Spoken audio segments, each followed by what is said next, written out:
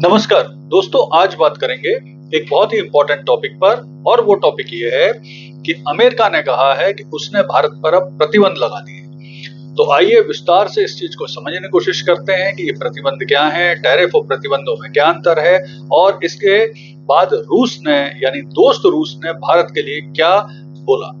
तो देखिए, अभी कल जो व्हाइट हाउस की प्रवक्ता है कैरोलिना लेविट, उन्होंने कहा कि उन्होंने भारत के ऊपर सैंक्शन लगाए हुए। आपको जैसा पता है 25% भारत पर रेसिप्रोकल टैरिफ लगे हुए थे, फिर बाद में 25% पेनाल्टी टैरिफ लगा दिए गए। तो अब एक्चुअली में जो कैरोलिना लेविट है उनका कहना है कि ये टैरिफ नहीं, ये सैंक्शन है, हम भारत को पनिश कर रहे हैं, सजा दे रहे हैं।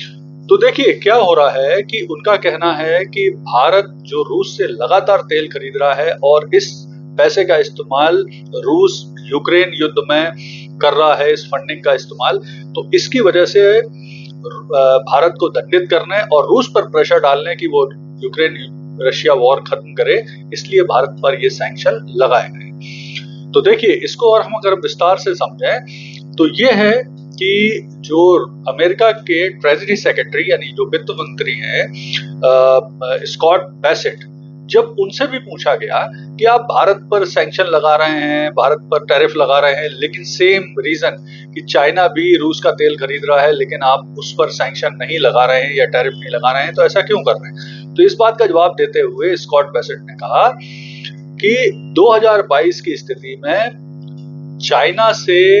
रूस से चाइना 22% ऑयल खरीद रहा था और जो 2025 की स्थिति में बढ़ते बढ़ते 44% हो गया, जबकि भारत 2022 की स्थिति में रूस से केवल 1% तेल खरीदता था और अब बढ़ा के उन्होंने 37% कर दिया।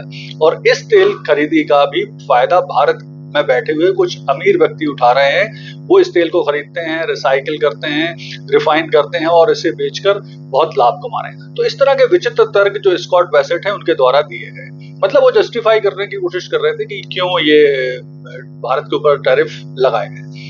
अब यहाँ पर यह समझना भी जरूरी है कि आखिर टैरिफ और सैंक्शन में बेसिक अंतर होता क्या है। तो देखिए, टैरिफ क्या होते हैं, एक तरह से टैक्स होते हैं, इंपोर्ट ड्यूटी टैक्स होते हैं, जो कि कई बार एक दूसरे मतलब देश एक मित्र देशों पर भी लगा देते हैं और आमतौर पर ये प्रक्रिया भी है, ये एक तरह से इंपोर्ट टैक्स होते हैं। लेकिन सैंक्शन एक बड़ा मामला है।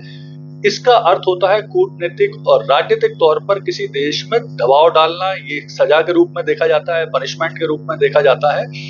और यहाँ पर ये समझना भी जरूरी है कि सैंक्शन भी कई तरह के होते हैं, जिनमें ट्रैवल सैंक्शन होता है, मिलिट्री सैंक्शन होता है, डिप्लोमेटिक सैंक्शन होता है, फाइनेंशियल सैंक्शन होता है, ट्रेड सैंक्शन होता है, इकोनॉमिक सैंक्शन होता है।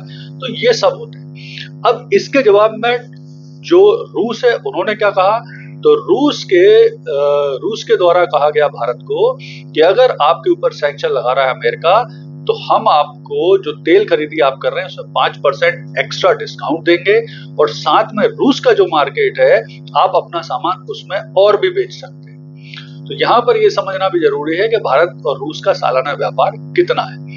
तो भारत और रूस का जो सालाना व्यापार है वो है 6,78,000 करोड़ रुपए, जिसमें भारत केवल 44,000 करोड़ रुपए का सामान ही रूस को निर्यात करता है और बदले में रूस से 6,25,000 करोड़ का सामान आयात करता है। और इस आयात में भी जैसा आपको पता ही है कि सबसे बड़ा हिस्सा क्रूड ऑयल का ही है, ऑयल का ही है। मतलब व्यापार पूरी तरह से रशिया के पक्ष में। लेकिन बेनिफिट क्या है कि ये जो व्यापार होता है ये रूबल रुपए के संदर्भों में होता है, डॉलर के संदर्भ में नहीं होता है। तो इससे भारत को फायदा है, क्योंकि बाद में रूस ये जो पैसा उनको मिलता है रुपए के माध्यम से, उसे वापस भारत में बड़ी मात्रा में इन्वेस्ट कर देता है। तो इससे भारत को डबल फायदा होता है। और ये जो व्यापार है भारत और रूस का, ये 8.4% की दर से बढ़ रहा है और 2030 तक इसे 8 लाख करोड़ होने की संभावना है। यानी रूस हर मोर्चे पे भारत का खुल के साथ दे रहा है। तो अब भारत को क्या करना है, क्या करना चाहिए। तो देखिए, जिस तरह से अमेरिका बहुत प्रेशर डाल रहा है, एक तरह से दुश्मन देश जैसा ही ट्रीट करने लगा है, सैंक्शन मतलब लगभग दुश्मन देश जैसी बात होने लगी है। तो भारत को भी अमेरिका के साथ किए गए जो रक्षा समझौते हैं, उसके पैका, लैमुआ, कॉमकासा वगैरह, इसको भी रिव्यू करना चाहिए, जिससे अमेरिका के ऊपर प्रेशर पड़ सके। रशिया, चाइना के साथ मिलकर और भी जो RIC ट्रॉयका है उसको बनाने, बढ़ाने और उससे लाभ लेने के विचार करना चाहिए। भारत को आसियान देश, अफ्रीकन कंट्री और दक्षिण अमेरिकन देशों के साथ व्यापार बढ़ाने की कोशिश करना चाहिए।